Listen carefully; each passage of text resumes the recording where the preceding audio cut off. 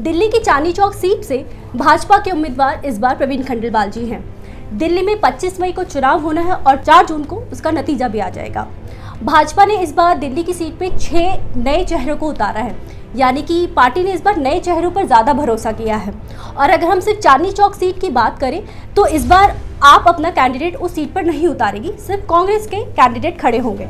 तो इसका मतलब बीजेपी का सीधा मुकाबला इस बार कांग्रेस के साथ है। अगर हम चांदनी चौक लोकसभा सीट की बात करें तो ये मुगलों के समय से चली आ रही यहाँ पर मार्केट और सिविल लाइन जैसा पॉश इलाका भी है। और इन्हीं मुद्दों पर आज हमारे साथ बातचीत करने के लिए है भाजपा के कैंडिडेट प्रवीण खंडेलवाल जी। सर, हमारे साथ बातचीत करने के लिए, मनी कंट्रोल हिंदी के साथ बातचीत करने के लिए आपका बहुत बहुत शुक्रिया। सर, मेरा पहला सवाल आप ही को लेकर है कि आपने राजनीति में आने के बारे में कैसे सोचा? देखिए, ऐसा नहीं है। मेरा जन्म राजनीतिक परिवार में हुआ जी। और बचपन से ही मेरे परिवार में मैंने राजनीति को पलते और बढ़ते देखा है। जी। और उसी राजनीति के साथ मैं भी चांदनी चौक की उन्हीं गलियों में पला हूँ, बड़ा हुआ हूँ। मैं वहीं से शिक्षित हुआ और वहीं से मैंने अपना व्यापार भी शुरू किया और व्यापारिक जीवन भी शुरू किया। तो इसलिए ये कोई नई बात नहीं है। मेरे परिवार की एक राजनीतिक पृष्ठभूमि है जी। और राष्ट्रीय स्वयंसेवक संघ, भारतीय जनसंघ और उसके बाद भारतीय जनता पार्टी जी। सबके साथ मेरे परिवार का एक लगाव रहा है। और मेरे परिवार में जो मेरे बुजुर्ग हैं वो कॉरपोरेशन में, विधानसभा में जी। सदस्य भी रहे। तो ये मेरे लिए या मेरे परिवार के लिए कोई नई बात नहीं है। तो निश्चित रूप से ये एक अवसर है राजनीति में सीधे रूप से काम करने का, जो प्रधानमंत्री श्री नरेंद्र मोदी ने मुझे दिया है। और भारतीय जनता पार्टी के निष्ठावान और समर्पित कार्यकर्ताओं की संपत्ति के बल पर हम इस चुनाव को जीतने जा रहे हैं, इसमें कहीं कोई संदेह नहीं है। सर, मैं एक सवाल आपसे दोबारा पूछना चाहूँगी, आपने राजनीति के बारे में क्यों सोचा? इसके पीछे का कारण क्या था? राजनीति में आने के बारे में क्यों सोचा? देखिए, राजनीति आजकल हर नीति पर राजनीति हावी है, चाहे वो समाज नीति हो, चाहे वो राष्ट्र नीति हो या कोई भी नीति हो। जी। मैं व्यापारिक क्षेत्र में एक लंबे अरसे से काम कर रहा हूँ, ये सबको पता है। लेकिन उस व्यापारिक क्षेत्र के माध्यम से हमने लगातार आम आदमी से जुड़ी हुई अनेक समस्याओं को उठाया भी और समाधान भी किया। अगर हम दिल्ली के सीलिंग आंदोलन की बात करें तो दिल्ली में हमारे सब सहयोगियों के साथ मिलकर के हमने अरबों खरबों करोड़ रुपए की संपत्ति लोगों की बचाई है। तो कहीं ना कहीं जब निर्णय होता है तो निर्णय हमेशा राजनीति करती है।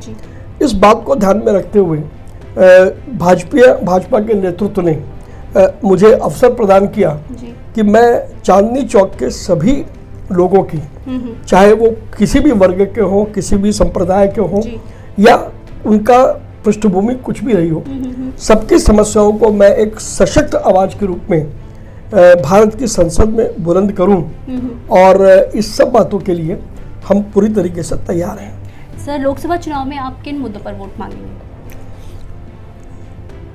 प्रधानमंत्री श्री नरेंद्र मोदी का जो 10 वर्ष का सफल शासन है, जिसमें प्रधानमंत्री जी ने हर वर्ग के लिए, समाज के निचले तबके से लेकर के और हर वर्ग के लिए अनेक अवसरों का पिटारा खोला, वो विरासत हमारे पास में है। हम सभी भारतीय जनता पार्टी के कार्यकर्ता ब्रांड मोदी को घर घर तक पहुंचाने वाले हैं। और मोदी गारंटी जो प्रधानमंत्री जी बार बार देते आ रहे हैं, उस गारंटी को हर मतदाता के दिल और दिमाग पर हमारी पूरी कार्यकर्ताओं की टीम एक साथ संकल्पित होकर के उसको उतारने वाली है। तो सबसे बड़ा मुद्दा हमारा एक ही है, वो है प्रधानमंत्री श्री नरेंद्र मोदी का 10 वर्ष का सफल शासन। जी। सर, अगर हम चांदनी चौक इलाके की बात करें तो दिल्ली के 7 निर्वाचन एरिया में सबसे छोटा है और पुरानी दिल्ली की अपनी समस्याएं हैं, चाहे वो ट्रैफिक हो, चाहे वो मतलब सामान का अनलोडिंग लोडिंग हो, और इसके साथ सिविल लाइंस और अन्य इलाके भी हैं। तो इसको लेकर आपका क्या विजन और क्या प्रायोरिटी है? देखिए, चांदनी चौक लोकसभा पूरे देश में एक ऐसी इकलौती लोकसभा है जिसका एक ऐतिहासिक महत्व है, जहां चांदनी चौक में भारत की सांस्कृतिक, विरासत है, जी। वहीं दूसरी ओर अनेक प्रकार के क्षेत्र, जैसे आपने कहा कि अगर तंग गलियां हैं जी। तो पॉश कॉलोनीज भी हैं, अगर झुग्गी झोंपड़ी के क्लस्टर हैं तो दूसरी ओर मध्यम वर्ग के लोग भी हैं। जी। तो हर क्षेत्र की समस्या या हर वार्ड की समस्या दूसरी वार्ड की समस्या से भिन्न है। जहां चांदनी चौक में खास तौर पर यदि देखा जाए तो दिल्ली सरकार और दिल्ली नगर निगम जी। हर मोर्चे पर फेल हुई है। अगर हम बात करें तो बिजली के लटकते तार, सारे चांदनी चौक क्षेत्र में गंदगी का आलम, सफाई की कोई व्यवस्था नहीं, पीने को पानी नहीं, बिजली जिसका आश्वासन केजरीवाल जी ने लगातार दिया उस बिजली की आपूर्ति नहीं। उसके अलावा आम जिंदगी जीने के लिए जिन लोगों को बुनियादी ज़रूरतों की आवश्यकता है, चांदनी चौक में उसका नितांत रूप से अभाव है।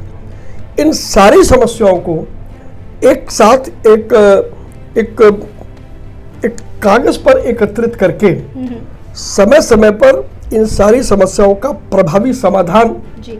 निकालना, ये हमारी पहली प्राथमिकता रहने वाली है, जिसमें कम से कम चांदनी चौक के जितने भी मतदाता हैं बुनियादी रूप से उनका जीवन जीने का स्तर बिल्कुल बढ़ाया जाए और एक एक मतदाता ये कहे कि चांदनी चौक लोकसभा प्रधानमंत्री नरेंद्र मोदी का वो क्षेत्र है जहां पर प्रधानमंत्री जी के नेतृत्व में हम सब कार्यकर्ताओं ने मिलकर के हर समस्या को हल करने का ईमानदार प्रयत्न किया है। सर, हम उम्मीद करते हैं कि जो चांदनी चौक का इलाका है एकदम साफ़ सुथरा, क्लीन, कि अगर हम एक महिला के तौर पे त्योहारों में भी जाएं तो हमें वहाँ पे भीड़ ना मिले और आराम से आना जाना हो सके। अगर हम आप ट्रेडर कम्युनिटी से आते हैं, अगर हम उन्हीं की बात करें तो उनके ऐसे कौन से मुद्दे हैं जिन पर आप काम करेंगे? देखिए, व्यापारियों के अपने अलग मुद्दे हैं जी। जहाँ अनेक प्रकार के लाइसेंस हैं, और वहाँ दिल्ली सरकार और दिल्ली नगर निगम में जो भ्रष्टाचार से रोज व्यापारियों को पीड़ित होना पड़ता है। जी। अगर मैंने मेरी दुकान पर साइन बोर्ड लगाया तो वो उसका भी टैक्स मेरे से लेंगे। जी। प्रॉपर्टी मेरी, साइन बोर्ड मेरा, लेकिन टैक्स नगर निगम देगा। किस बात का टैक्स नगर निगम ले रहा है? अरे भाई, पहले सुविधाएं तो दो। जी। सुविधा देने के नाम पर जीरो, और टैक्स इकट्ठा करने के नाम पर आप कोई भी चीज ना छोड़ो। चांदनी चौक लोकसभा क्षेत्र का व्यापारी बुरी तरीके से पीड़ित है। हम सब जानते हैं कि चांदनी चौक देश की सबसे बड़ी थोक मंडी है, जहां लगभग 150 से अधिक जो सामान है वो पूरे देश भर में थोक में भेजे जाते हैं। तो ऐसे चांदनी चौक में ट्रैफिक की अव्यवस्था, लोडिंग अनलोडिंग का न होना, प्रॉपर सुविधाओं का अभाव, वेयर हाउसिंग का कोई जरिया नहीं, इस प्रकार की जो समस्याएं हैं जो व्यापार को पनपने नहीं दे रहे हैं। और धीरे धीरे जो लोग अन्य राज्यों से चांदनी चौक में आते थे, धीरे धीरे उनका आना कम हो रहा है। तो उनका आना कम ना हो और वो अधिक रूप से चांदनी चौक के गलियारों में आए, इत्मीनान से वो सामान की परचेजिंग करें, तो वो एक विषय है जो कहीं ना कहीं हम सबके ध्यान में है। और जीतने के बाद इन सारी समस्याओं पर हम बेहद मजबूती से काम करने वाले हैं। सर, अगर हम दिल्ली की बात करें तो दिल्ली में आप और कांग्रेस के गठबंधन को लेकर आप क्या कहते हैं? देखिए, आप लोग इसको गठबंधन कहते हैं, मैं तो इसको कोई बंधन मानता ही नहीं। बंधन वो होता है जहां दो लोग ईमानदारी से एक दूसरे के साथ वचन निभाने का प्रयास करें। जी। यहाँ पर कैसा बंधन है? दिल्ली में यही आप और कांग्रेस के नेता एक मंच पर चढ़ करके एक दूसरे की शान में कसीदे करेंगे, और वही नेता अगर पंजाब चले जाए तो पंजाब में वो एक दूसरे को गाली देंगे। तो ये किस प्रकार का बंधन है हमारी तो समझ में ही नहीं आ रहा। लेकिन निश्चित रूप से ये बंधन हो, गठबंधन हो, ठगबंधन हो, कुछ भी हो, प्रधानमंत्री नरेंद्र मोदी का ब्रांड निश्चित रूप से सब पर भारी है। जी सर, अगला सवाल इसी को लेकर है कि आपको लगता है कि आप और कांग्रेस के गठबंधन से दिल्ली में खासकर बीजेपी को खतरा है? दिल्ली की 7 सीटें हम जीतने वाले हैं। चांदनी चौक की सीट हम रिकॉर्ड मार्जिन से जीतेंगे। जी। और ये जो आप और कांग्रेस तो दिल्ली में मरणासन की अवस्था में है। अरविंद केजरीवाल जी उसको जलाने का प्रयास कर रहे हैं। तो वो बार बार जो भाजपा पर आरोप लगाते हैं वो क्योंकि आरोप लगाना उनकी आदत है, लेकिन सही अर्थों में मरी हुई कांग्रेस को जिंदा करने का प्रयास अरविंद केजरीवाल कर रहे हैं। और केजरीवाल जी को बहुत अच्छी स्थिति में नहीं है। दिल्ली की जनता केजरीवाल जी के सारे फर्जी वादे को समझ चुकी है कि वो किस तरीके की घोषणाएं करने के माहिर हैं और उसके बाद उन घोषणाओं पर अमल नहीं होता, कागज सरकता नहीं है। तो आप देखेंगे कि लोकसभा में भी हम जीतने वाले हैं और आने वाले विधानसभा के चुनावों में भी भारतीय जनता पार्टी का परचम विधानसभा में लहराएगा। अच्छा, एक अगला सवाल मेरा यही है कि कहने को अभी कांग्रेस ने साफ नहीं किया है कि चांदनी चौक सीट से कौन खड़ा होगा, लेकिन जो 3 नाम अभी सामने आए हैं, चाहे अलका लांबा हो, जेपी अग्रवाल जी या संदीप दीक्षित जी, तो आप इनके साथ अगर इनमें से कोई भी कैंडिडेट चांदनी चौक की सीट पर आता है तो उनके साथ कैसा मुकाबला आप देखते हैं और क्या स्ट्रैटेजी आपकी रहेगी? शीतल जी, चांदनी चौक में कोई मुकाबला ही नहीं है। ब्रेड मोदी का मुकाबला कौन कर सकता है? ब्रेड मोदी लोगों के मन और मस्तिष्क पर पूरी तरीके से छाया है, क्योंकि प्रधानमंत्री नरेंद्र मोदी ने अपने कामों से लोगों के बीच में अपनी विश्वसनीयता को स्थापित किया है। अब कैंडिडेट कौन आएगा ये निर्णय उनको करना है। कैंडिडेट आएगा भी कि नहीं आएगा भी तो यही नहीं पता, लेकिन हमें यह पता है कि हम इस चुनाव को रिकॉर्ड मार्जिन से जीतने जा रहे हैं। जी सर, हर्षवर्धन जी को हटाकर चांदनी चौक से इस बार आपको भाजपा लेकर आई है, तो पार्टी ने भी भरोसा आप पर दिखाया, तो इस बारे में आप क्या कहेंगे? डॉक्टर हर्षवर्धन हमारे बहुत ही वरिष्ठ नेता हैं, हमारे मार्गदर्शक हैं और पूरा चांदनी चौक में जो चुनाव लड़ा जा रहा है वो आदरणीय डॉक्टर हर्षवर्धन जी के नेतृत्व में ही लड़ा जा रहा है। उनको व्यापक अनुभव है। पिछले 10 वर्षों में जिस प्रकार से डॉक्टर हर्षवर्धन ने चांदनी चौक की समस्याओं का निराकरण किया, एक एक गली मोहल्ले में जाकर के लोगों की समस्याओं को सुना, और चाहे वो कोई भी समस्या रही हो, तो उनका जो विस्तृत अनुभव है चांदनी चौक के विषय में वो हमारे लिए एक आदर्श है।